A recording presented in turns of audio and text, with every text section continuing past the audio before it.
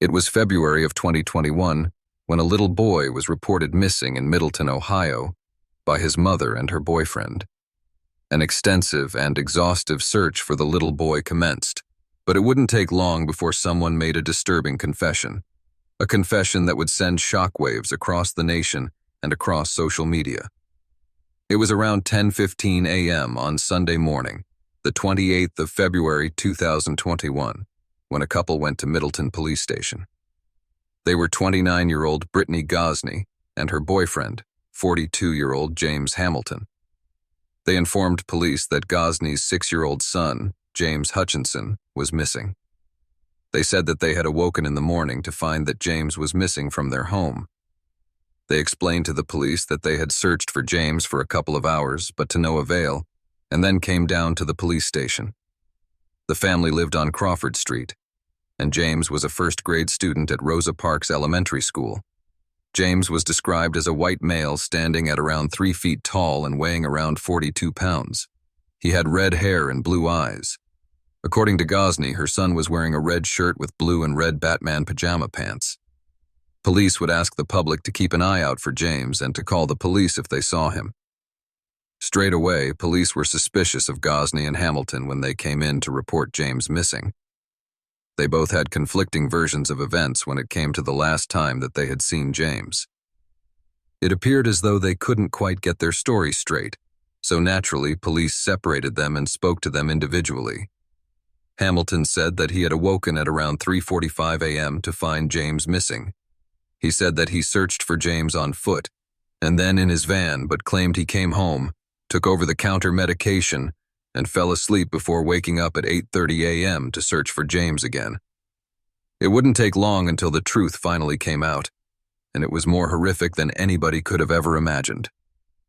Meanwhile, in the interrogation room next door, Gosney was coming clean. While she had tried to lie about what had happened, she got caught up in her own lies and was called out by the investigator. After sticking to her story for several hours, Gosney finally told investigators that around 3 a.m. on Saturday morning, she had driven James and his 2 siblings, who were 9 years old and 7 years old, to Rush Run Wildlife Area in Somerville. The wildlife area is quite the hidden gem and a popular spot for walkers. In fact, the family had been fishing in the area beforehand. However, Gosney wasn't taking her children there for an early morning day trip. She explained that she took James and his siblings to the relatively isolated area to either scare them or abandon them. She pulled over in the parking lot and ordered the 3 children out of the van. Gosney said James held onto the van door handle, presumably trying to get back into the van. It was late at night, dark, and the idea of being alone in the wilderness would be terrifying for even most adults, never mind children. James grabbed a hold of the door handle and clung on for life, while Gosney drove off at a high rate of speed, dragging her son for some distance. Gosney explained that James eventually let go of the door handle, and she continued to drive.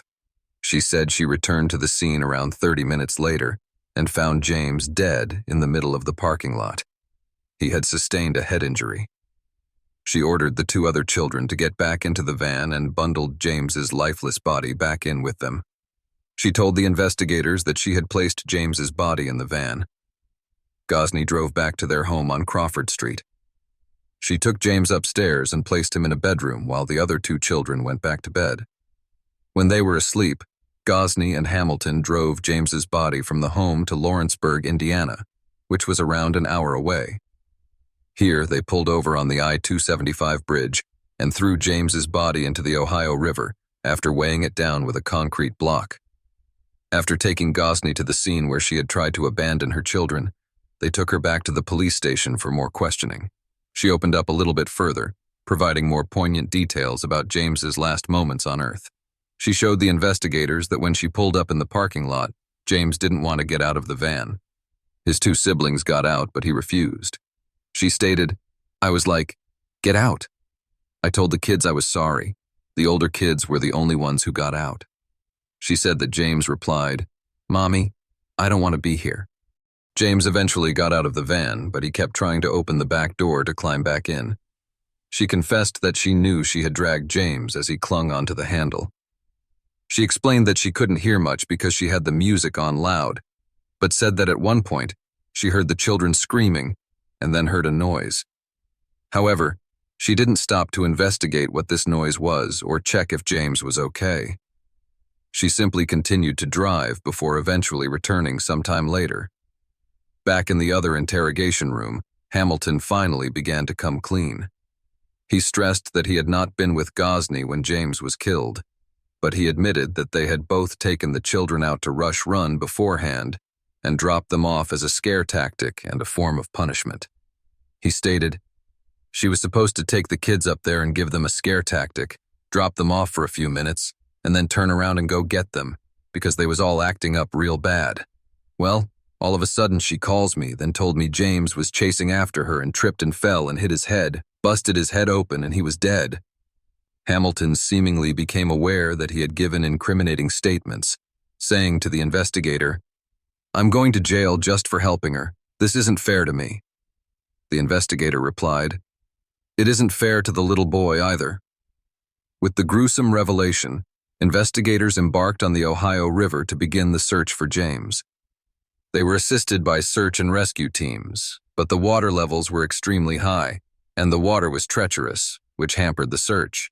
In fact, the rain over the weekend, combined with the melting of snow, made it far too difficult to search, and the search needed to be postponed for a while as water levels were routinely checked to determine when it was safe enough to continue. Following the confessions, Gosney and Hamilton were both arrested. Gosney was charged with murder, abuse of a corpse, and tampering with evidence. Hamilton was charged with abuse of a corpse and tampering with evidence. James had lived in Middletown with his mother, Gosney, her boyfriend, Hamilton, and his two siblings, Rachel and Lucas. Gosney and James's father, Lewis Hutchinson, had separated just the year before. Lewis described his son as a great kid, adding that he was really funny and brought joy to everybody who had the opportunity of meeting him. The family had lived quite a transient lifestyle, bouncing from area to area and from hotel to hotel. They had lived in various locations over the preceding years, including Kentucky and Florida. Gosney and Hamilton had met around a year before James was killed. At the time, Gosney and James's father, Lewis, had moved in with Lewis's sister, Priscilla, and Hamilton, who at the time were actually married and had been for the past 12 years. The two couples had lived together and raised their children in the same home until Lewis and his sister began to accuse Gosney and Hamilton of having an affair, which they were. Gosney and Hamilton eventually moved out together and bounced from hotel to hotel before moving into the home in Middletown just a week before James was killed. For a while, Gosney had worked as a cashier at Family Dollar but said she left due to sexual harassment. She had worked for some time at Kroger, but she left that job because of transportation issues. Hamilton didn't have a job either. He had a lengthy criminal record that spanned decades. In 1999, he was convicted of burglary, and then in 2005, he was convicted on a weapons charge, both felony convictions. He had also faced a number of misdemeanor charges, including drug-related offenses, disorderly conduct, domestic violence, obstructing official business, and possession of an open flask. Gosney also had a fourth child, but years earlier, that child had been removed from her care, placed into foster care, and subsequently adopted. This was quite similar to Gosney's own background. She had lived with her father and his girlfriend, but when she was 12 years old, she was removed by Hamilton County Children's Services and was placed in various foster homes before being emancipated at 18 years old. In the wake of the arrests, James's siblings, Rachel and Lucas, were placed into foster care. As investigators were trying to establish a motive, Gosney would provide them with one. She claimed that for some time, Hamilton had been pressuring her to get rid of James and his two siblings.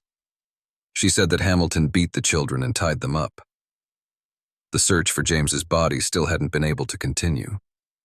Recovering a body from a river is extremely difficult, even under conditions that are considered ideal. The water was very fast-flowing in the Ohio River, and in addition, it was carrying a lot of debris. Unfortunately, the search would be a high risk to the safety of the divers, as there was every chance they could become trapped beneath the murky waters. As Ghazney's trial was fast approaching, she appeared in court in mid-August. During the court hearing, she pleaded guilty to murder and 2 counts of felony child endangerment. The guilty plea was part of a plea agreement in which the remaining 13 counts against her were dismissed. Hamilton would follow suit, appearing in court shortly thereafter to plead guilty to kidnapping, gross abuse of a corpse, and 2 counts of child endangering. These charges related to the abuse of James's siblings and helping dispose of James's body. The sentencing phases were to follow, but before then, a bench memorializing James was placed at his former elementary school. The bench contained a photograph of James smiling on the back, alongside the words, "The greatest thing we can do is help somebody know that they are loved and capable of loving." On the other side of the bench was a silhouette of a boy with the words, "In memory of James Hutchinson, a little boy who loved school, his teachers, and his friends." Since James's body had not been recovered, the bench symbolized something close to a gravestone. Brittany Ghazney was sentenced to life in prison with the possibility of parole for 21 years. Hamilton was sentenced to a minimum of 15 years and a maximum of 19 years in prison and was ordered to register as both a child victim offender and a violent offender upon release. It was a cold winter morning when James Hutchinson and his brother and sister were loaded into the family van by Brittany Ghazney, the one person who should have been there for them.